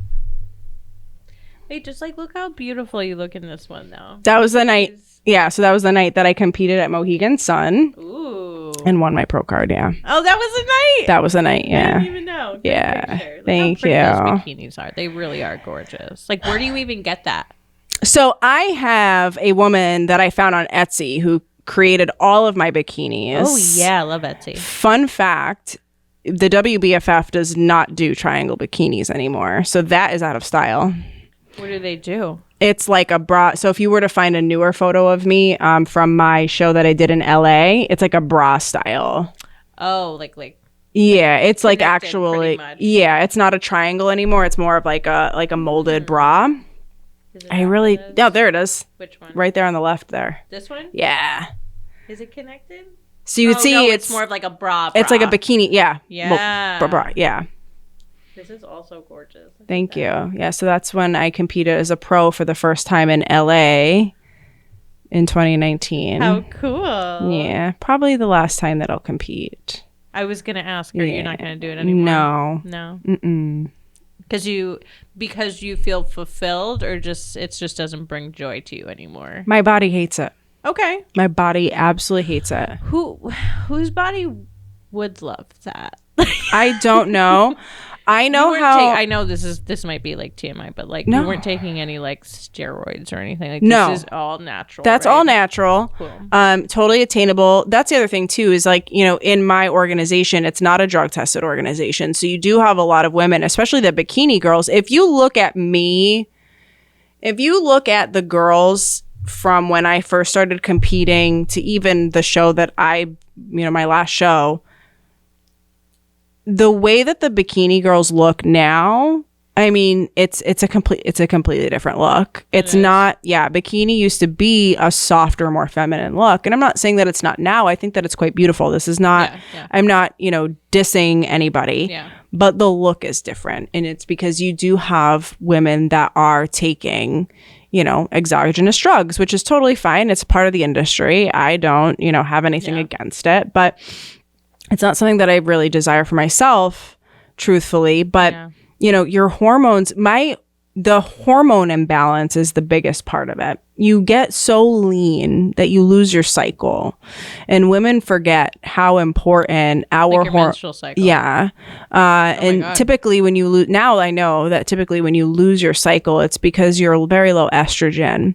So women who maybe don't get a period or they're spotting very lightly, it's because their estrogen is too low. And so there's actually a thing called the female athlete triad, and this is one of the things that happens. You're nutrient deficient, you're too lean, and you lose your cycle, and it's a hormonal imbalance. And as women, we look at our periods as like a super big inconvenience, when in reality, it's like it's your fifth vital sign. Yeah, your period is crucial, very indicative of your health. Your period's not supposed to suck. I would lose my period for months at a time. Jesus. Yeah. So for my last show, I lost my period a month before the show, and I don't think I got it back for a couple months after that. Wow. And this happened after the time I won my pro card too. I mean, you're losing hair, you're a fucking mess, you're a disaster. Oh my God. And one of the things that I do with my people, and when I diet as well, is after you diet, you have to do this thing called the reverse diet. It's where you slowly increase calories back over time, because you cannot stay at the low calories that you are at in your diet. We have to adapt your metabolism back up. Yeah, you shouldn't just go out and eat McDonald's for the next 7 days. You're gonna gain all your weight back. Because prep just fucks with my head so bad. Like, I just feel so restricted. It makes me want to binge my face off on everything. And so after the last 2 shows that I did, that's what I did for like a month, 2 months after each show. And I gained back like 40, 50 pounds, which is like devastating, because it's like, 2 months ago, I was like in the best shape of my life. I had abs. I felt so good. My clothes all fit me. And now I feel like this bloated piece of shit. Yeah. And my eating habits are awful. And what the fuck just happened to my life? My hair's falling out. I don't have my period. All these things. So, that's pretty much what happens after you have a baby. Like, yeah. So, yeah, I can't put my body through that again. Good for you. Yeah. Before my last show, I was in a really good space. And I said, I'm in a good space. I'm going to compete again. I want to do it. Yeah. I think that there's a lot of politics in competing. And, if you're there to promote the organization that you're with, of course they're going to, showcase you more. And the organizers of the events are going to know who you are. And, it just increases the likelihood that you're going to win. With competition. Right. Nobody fucking knows who I am. I don't give You're gorgeous. Thank You're you. probably better looking than them, but they're getting more like physique wise too, not just. Thank you. I appreciate that. I'm glad that I did it, but I'm happy to say that I'm hanging my heels up. I still have so much love for the sport. I think it's so fun. I've brought my own competitor into a show before. She won 3rd place in her first show. It was such an amazing opportunity. I can't wait to work with other women who also want to do it. But I think that because of my experiences, I know how to lead somebody through a prep, hopefully in a way that is not how I did it. Yeah. Well, you have to go through it yourself really to understand it. It's so hard to teach somebody else it when you haven't done it. So that's good. At least you have that under your belt. You know what it's like to be very lean, but also you know what it's like to be normal. Yeah. And you like the best of both worlds. This is why I'm so protective when it comes to dieting. I'm like, no, I've been on the awful end of it. It's not worth it. Like, let's try to do this the healthy way. Yeah. Your health is at stake. Being so, reckless with calories, it can really come at a detriment to your health. Definitely. Competitors have had to go to the hospital. Yeah. It's not worth it to me. No. If you're going to the hospital for a sport because your coaches body is just breaking down, that's not a good sport. You'll have coaches that will dehydrate. I'll tell you that at the show that I did at Mohegan Sun, my coach was backstage with me. We were coming off stage after, being up there, and the girl behind me, because she was so dehydrated, fell off the stage. And if he was not standing there, she would have fallen. He caught her. Oh my God. Yeah. Did she pass out? Or she passed out from being so dehydrated. You will have coaches that will tell their people you're just take little sips of water. You're completely dehydrated, which if you understand the biochemistry of the human body, you understand that you need water. We shouldn't be dehydrating bodies. We need to be drinking water. There's a method to the madness. It's a whole thing, but oh my God. Yeah. How scary. I was lucky enough to learn from somebody who knows what he's doing with that. So understood the body. Yeah. Not to a just degree. Understood what looks good or, what's healthy. Yeah. For the most part. The healthiest that you possibly can be for prep. How horrible. Mm-hmm. Well, so that's a thing. That's a thing. I don't want to deter anybody from competing if that's what they want to do. I think it's an amazing experience. Just know that there's cons to the pros. Yeah. What's that brown shit like that you rub on your body? Does it wash off like the tanner? Is it self tanner? Does it stay on? So, can we talk about that? Yeah, we can talk about this. So this is a whole experience. I have a funny story about it actually. So the WBFF is very strict about who does your tan and your makeup. So you have to actually pay the organization to do your makeup. So they have selected artists that do your makeup and hair and then your tan. You don't get to do that yourself. No. So the other organizations will allow you to do that. NPC and IFBB, I believe, will allow you to pick your own makeup artist, and they offer tanning services. But if you want to have your own person do your tan, they can do that. WBFF is very, they want uniformity. Okay. Now I will tell you this. I have had one good makeup artist in any of the times that I've ever competed with them, and thankfully she was the one that did my makeup for my when I won my pro card at Mohegan Sun. She's amazing. Cool. She's actually in Rhode Island, in Providence. It was the only time I had an amazing experience with hair and makeup. Every other time was awful. Like my makeup for LA was off by the time that I went out on stage. Stop. Oh my God. And it's an experience. Like, so you get tanned the night before. They rub this stuff on you the night before. It's a spray. So this is like a spray tan. This is a spray tan. And then you have to wait. You let it sit for 24 hours. And it's actually different from what it used to be. I thought it was just like a cream that you rubbed on. You can do that. Okay. But so the WBFF prides themselves on having this like supernatural fucking tan. Okay. So it's a spray tan. All right. And then you wash it off the next morning. You don't use soap, nothing. You just rinse the coat off. And it's awful because some women look fucking green from it. Like you're coated in green and then you wash it off and then it's normal. So you're green for a night. It's green? Thankfully that didn't happen to me. Wait, it's like green? Oh, it's like you just went like rolling in a swamp. Ew. Yeah. You're naked. Oh my God. Yeah. Well, obviously, because that's where your bikini goes. Yeah. I've seen a lot of naked competitors. You're naked. There was one when we went to compete at Mohegan, they had us outside. It's April. Okay. They have us in like this. Oh my God. Enclosure outside that had like, you know when you go to the mall and they're selling rugs? Yeah. It was like rugs like hanging over and it was windy and we're all naked in the thing, right? And it's all just women, so whatever, it is what it is. You get really comfortable with being naked. Yeah. And there's like men outside, like, because they can see through the blowing like rugs. How I'm like, horrible. this is awful. That's this is awful. Yeah, you spend a lot of money to compete, and that's and everybody just sees you naked. The organization's gonna kill me. Well, I don't give a shit. Whatever, fuck you. You're not competing anymore. It doesn't matter.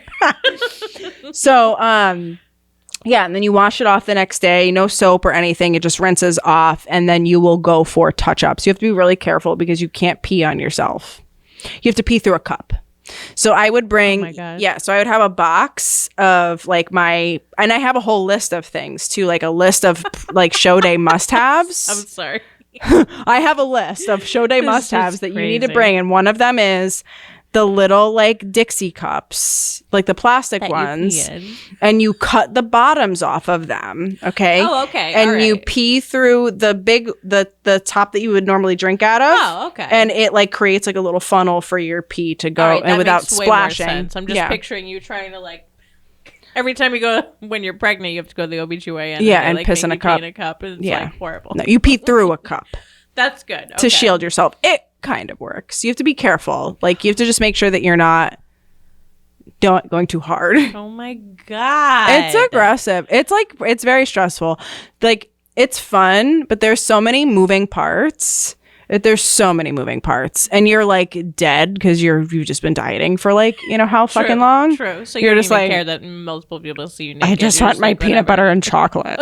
I want my rice cakes. Did it smell okay? No, no, it smelled horrible. Okay, all right. No. I didn't think so. It's all chemical. NPC shows are worse. The tan that they use is awful. Is it still the spray? The one that I got at the one NPC show that I did, but the very first show that I did was an NPC show in New York City. I did Atlantic States. I came in dead fucking last. Start somewhere. Yeah, no, I had so much fun, but I was not belonging there. I did the tan through the organization because I didn't have a makeup artist that I knew could do it for me. Mm-hmm. And it smelled awful. And then after a whole day, everybody's like sweating and gross. It's really awful. That's gross. Yeah. I just remember back in the day watching like bodybuilder with the guys, not the girls, and they were just rubbing this like mud looking stuff on them, and they were like so aggressively dark. Yeah. Like, so that's why I'm like, you didn't look that dark. It's a natural tan. Compared to all those other things they used to do. That's why I was picturing people just rubbing literally shit all over you. Yeah. No, and I have to give them that. It's a much more natural tan. Yeah, definitely. I mean, you can still see some definition with it. So, I mean. Yeah, I mean, it helps. It's, reduces the harshness of the lights, from the stage, which can wash you out if you're too light. So, yeah. I've always been so scared to get a spray tan because I'm just white. I'm like terrified to look orange because it doesn't just go away. No. If you go to a good salon and you do like the Norvell is a really good product, you won't look orange. They have different like. It can't be healthy for you though. I don't know the chemicals that are in it. I don't like. I've never like researched it. I'm just like me either, but I'm sure that the chemicals aren't great. I know back in the day when I was in middle school, my mom would get the self tanners that you have to rub on. Jergens, yeah. Like that. No, like there were like intense ones that you get like streaks from because then you have to lay there for a half hour on like a towel. Oh you God! Can't touch anything. Then you have to sleep in it. It was horrible. So that's my experience. Yeah, I looked good, but you're better off getting a natural tan from the sun. It right. just sucks because in the wintertime you actually turn like translucent because there's no sun here. Lately, I know we're like getting off topic, which is fine. We can cut this. But like lately, whenever I go in the sun now, my skin just like gets so itchy and like almost like a rash. My arms and my chest right here. Nowhere else. Really? Like, do I have skin cancer? Is this how I find out? Like, it's just really weird. And it doesn't matter if I do or don't have sunscreen on. It always happens. And I'm like, is this what happens when you get old? Is this weird? It? Yeah. Is this it? Is it because this is where my freckles are? Does it have to do with freckles? I don't know. There's just like a lot of things I wish I knew more about that I don't have time to learn. What's your calcium intake like? I don't know. Probably not where it should be. If you're not supplementing with calcium. Do you take vitamins? I do. Okay. That's what I wanted to ask you. So do you take vitamins? Are you a believer in vitamins? Yes. Okay. Yes, I am. So, and especially if you are, listen, diet first, always. Let's try to maximize nutrient intake from diet and let's make sure that our digestion is good so that we are absorbing the nutrients. If we have shitty digestion, it's likely that our absorption is impaired. So let's prioritize those two things first. And of course, again, sleep and stress. And, what we're not able to get in through adequate diet and all the things, let's supplement with it because it is really hard to get everything in. I mean, every nutrient, for the most part, for most of them, the most essential vitamins and minerals that you have to get in will have recommended daily intakes for them or daily recommended intakes, the DRI. Yeah. So yes, I supplement with a multivitamin because I know that I'm not perfect. And I think this is really important for people who are dieting too, because through diet, you are just naturally restricting food, by default. So I think it's really important to make sure that you're prioritizing that. So yeah. B vitamins, zinc, magnesium, selenium, vitamin D is super important if you're not getting adequate sunlight safely. Yeah. Yeah. Cool. Yeah, calcium is really important. Calcium helps. The only reason I was asking is because calcium helps us absorb vitamin D. Yeah, and convert vitamin D. So maybe if it's low, then that's why it's happening. Possibly. I mean, Possibly. it could be a thing that I troubleshoot. But yeah, that would be smart. Wait, I really want to talk about my favorite video you've made so far. Okay, let's watch it. It's this one. This is my favorite one. Okay. Oh, there's no sound. You have to click the Oh, it's not on there. Yeah. Help is on the way, dear! Mrs. Doubtfire! Help is on the way! I love Mrs. Doubtfire! I love Mrs. Doubtfire so much. This is such a good video. And literally, that's how your phone calls are. That's how they are. Help me. I'm coming. So that one was inspired by my client. She actually commented on it too. She was like, this is amazing. She's been dieting for her wedding and she's been fucking killing it. And she checked in this past week and she said, listen, I have a client meeting on Thursday. They like to drink.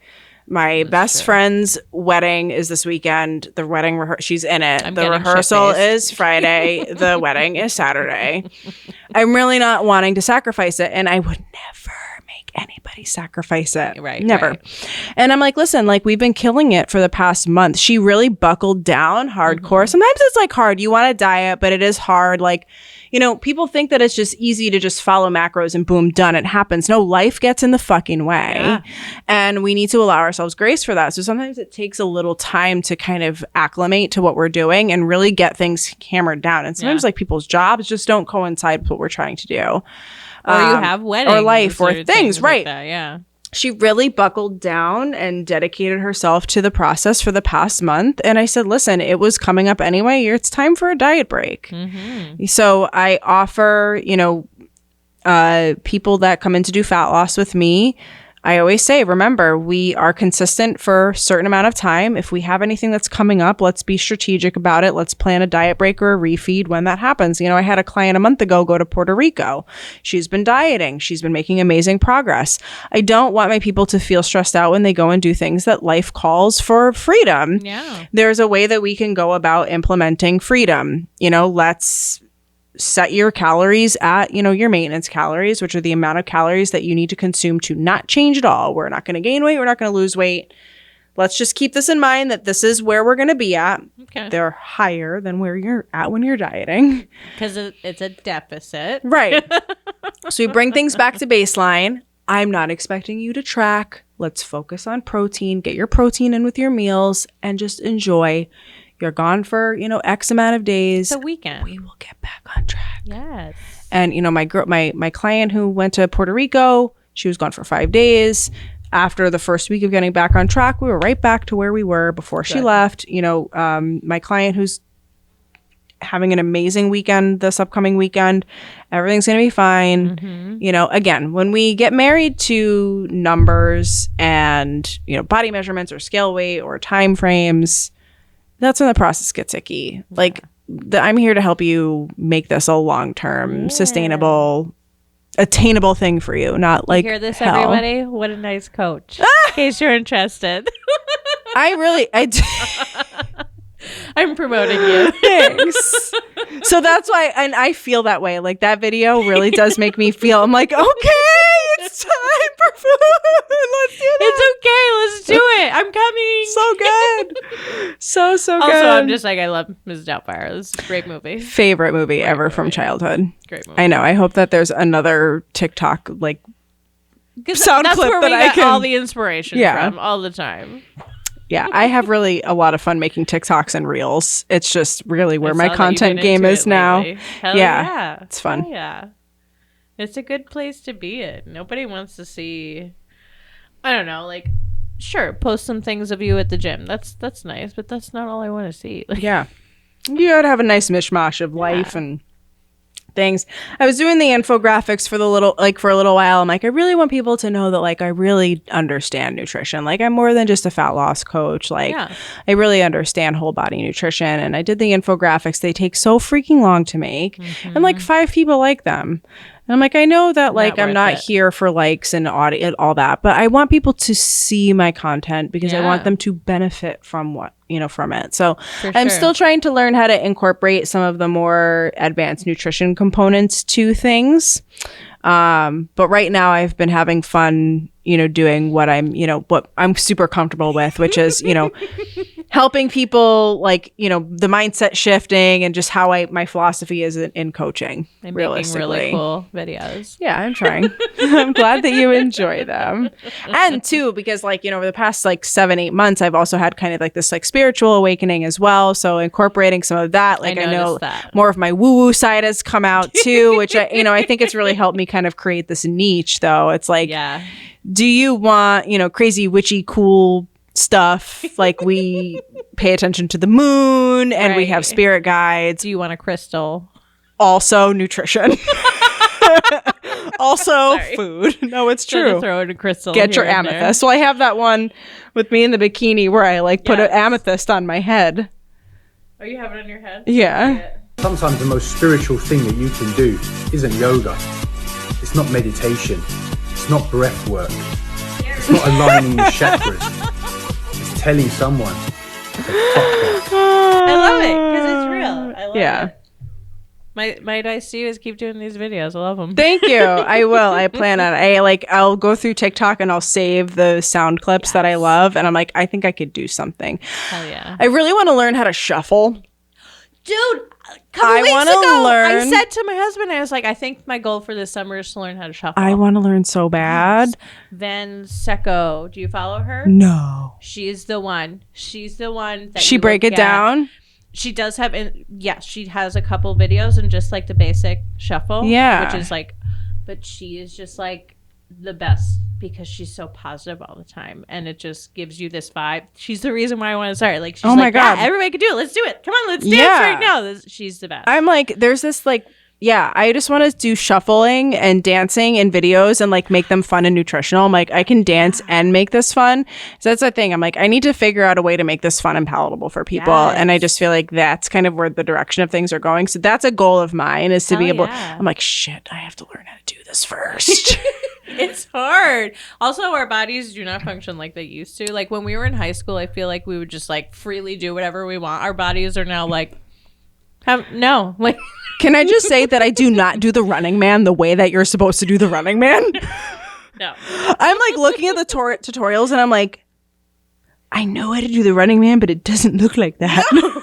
No, it never does. And then you get self-conscious and they're like, never mind, I shouldn't do it. But you gotta work through it. Yeah, I also feel like I'm really heavy on my feet. Me too.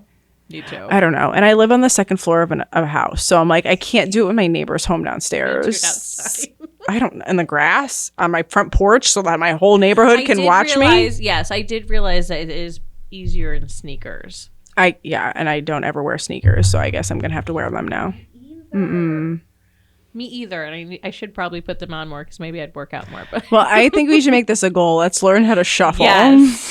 Yes, I will send you my progress videos me for too. you to we'll laugh check in at. with each other. Hi, how did you do this week? Well, How are you doing? Couple more weeks till the end of August. We'll be good. Trying to make this one TikTok. It's not going so well. Not going so well. Well, thank you so much for coming. I think that wraps it up.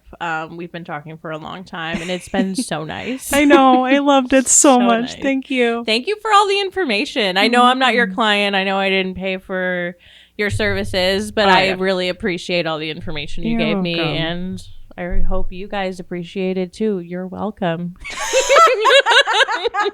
No, it's like my medicine. Like I said, I want as many people in the world to know about this stuff, Of course. as they possibly can. So, Of course. yeah. It's a great field to get in, and congratulations on all of your accomplishments. Thank you. You deserve it. Congratulations on all of your accomplishments too. Thank you. I Thank learned you. so much about you tonight. I know, right?